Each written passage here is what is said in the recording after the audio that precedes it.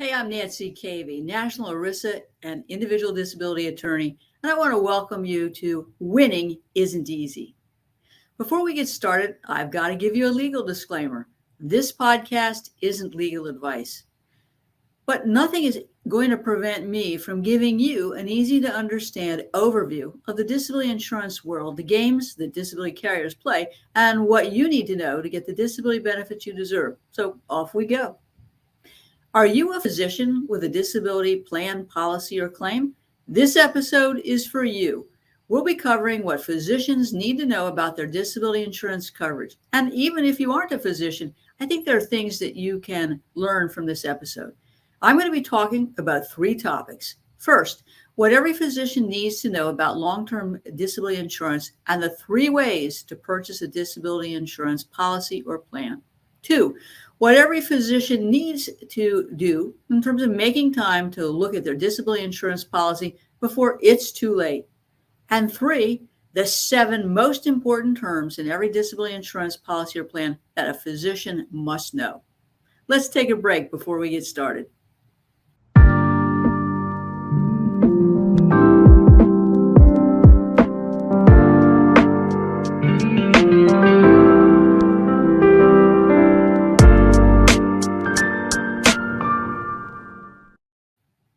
Welcome back to Winning Isn't Easy.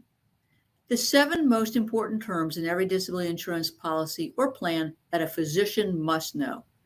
Now, before you apply for more long-term disability insurance, you got to understand not only what you have, but as part of that, the 7 most important terms in your disability policy or plan. And these are crucial because not only do you need to understand what you've got, but you need to understand what you're looking for. So question number 1 is, what law governs your disability insurance policy? If you purchase a disability insurance policy on your own or through an insurance agent, you most likely are going to have a private individual disability insurance policy. That's governed by state law, and that's great. On the other hand, if you purchased your insurance through your practice or a hospital or an association, your disability policy or plan is most likely governed by a federal statute known as the Employee Retirement Income Security Act, or ERISA. That's not a good thing. And by the way, you do know about ERISA because your group health claims that your office is filing are most likely governed by the ERISA statute. And you know how hard it can be to get paid, don't you? Now, if you work for a church-based employer like St. Joseph's Hospital, or a state governmental body like Pinellas County or the Pinellas County Sheriff's Department or the state of Florida, your policy or plan is governed by state law. Knowing which law governs your policy or plan is key. Number 2, if the policy or plan is governed by ERISA, is there a get-out-of-jail-free card provision that makes it hard to overcome a wrongful claim denial or termination? Many ERISA-governed disability insurance policies or plans, be they through your employer like St. Joseph's Hospital or through the Florida Medical Association, will have what's called a discretionary clause. The grant of discretion is a get-out-of-jail-free card. It makes it difficult for a federal judge to reverse a wrongful claim denial or termination. And it doesn't matter how disabled you are. The discretionary clause is going to be a hammer on your disability claim. It's also known as the arbitrary and capricious standard of review.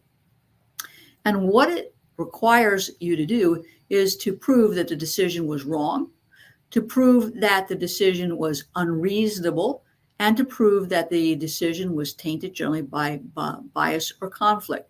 And you got to generally prove all 3 of those things to be successful. Now, what you think might be unreasonable is not unreasonable in the ERISA insurance world. So for an example, just because your doctor says you're disabled doesn't prevent the disability carrier from hiring a physician who is paid to cherry pick your medical records, or to disagree with your physicians, or to opine that you can work in your capacity as a physician.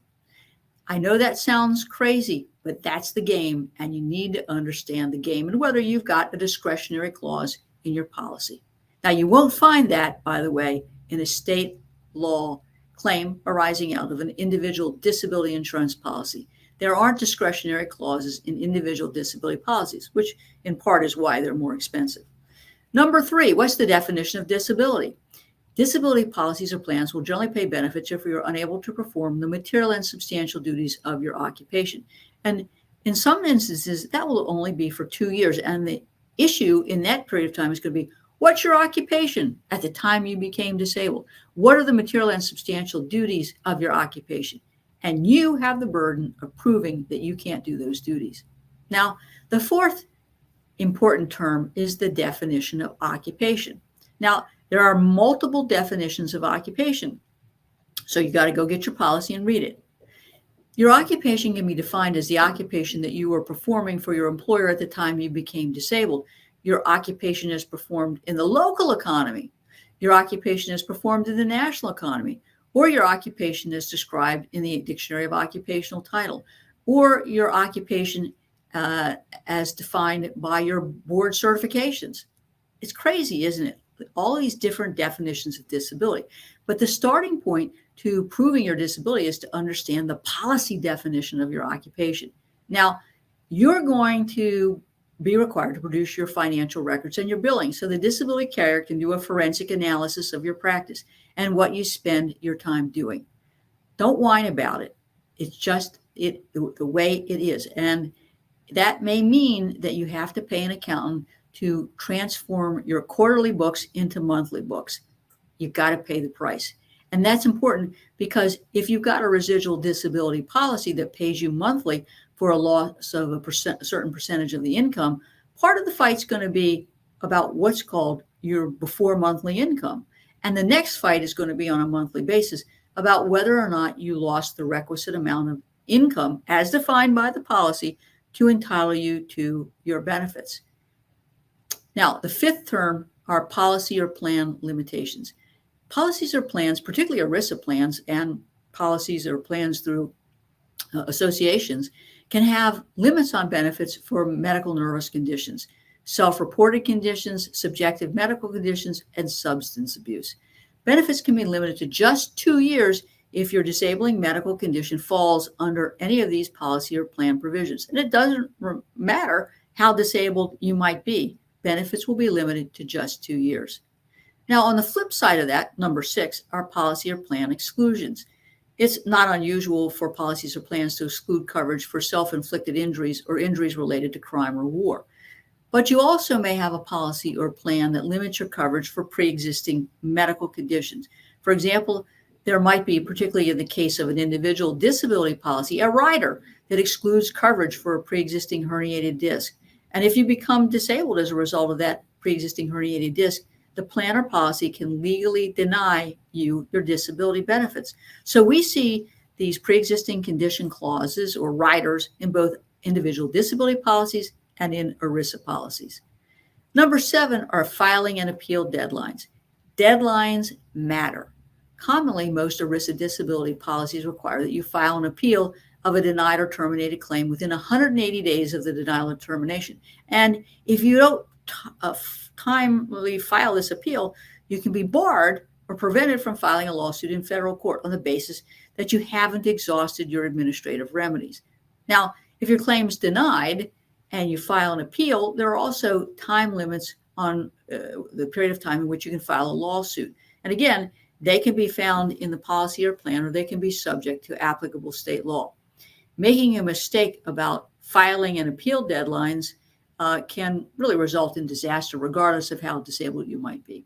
Now, what you need to do, in my opinion, is to discuss these issues with an experienced ERISA IDI disability attorney, because interpreting the terms of a disability policy or plan can be difficult. You want to understand what you've got, but you also need to understand what you need, and you also need to understand what the policy provisions are of policies or plans that you might be looking at. Now, I know that you may think that it's wise to rely on your insurance agent, and I would agree with you to an extent. My dad was an insurance agent. The problem is that many insurance agents are not competent or qualified, in my view, to read multiple disability policies or plans and figure out how they work together. Because when you become disabled, you're going to apply for your disability benefits based on all of your policies. And as I've said, Disability policies have different definitions of disability, occupation, before monthly income, whether there's residual benefits, how to calculate benefits, what's offsettable. And you really need someone who can sit down and analyze each of these policies, tell you what you've got, and then tell you what it is you need. And then ultimately review whatever your agent suggests to make sure that it's right for you. Now, if you are in the unfortunate situation that you're unable to work because of your disabling condition, you should consider consulting an attorney like myself before you stop work and apply for benefits. Because picking the right date to become disabled is crucial, and having medical support is crucial. Many of my doctor clients make the wise decision to contact me, and we'll look at the policy, we'll look at the records, and we'll find that the medical records aren't supportive of the claim because the doctor hasn't made complaints, or the doctor just doesn't want to fill out forms. It's really crucial that we understand policy terms, pick the right date to become disabled based on your finances, particularly if you have a residual disability claim. Talk about doctor support, forms that are going to need to be filled out, your ultimate goal for your practice, whether you want to continue to practice in some capacity, whether you're ready to stop work. All of these factors are things that you need to consider in making the decision to stop work or to slow down and apply for your benefits. You just can't pull up one day and say, I'm disabled, I'm done. It doesn't work. I hope you've enjoyed this week's episode of Winning Isn't Easy. If you've enjoyed this episode, considering liking our page, leaving a review, or sharing it with your friends or family. And please consider subscribing to this podcast. That way you'll be notified every time a new episode comes out. Thanks.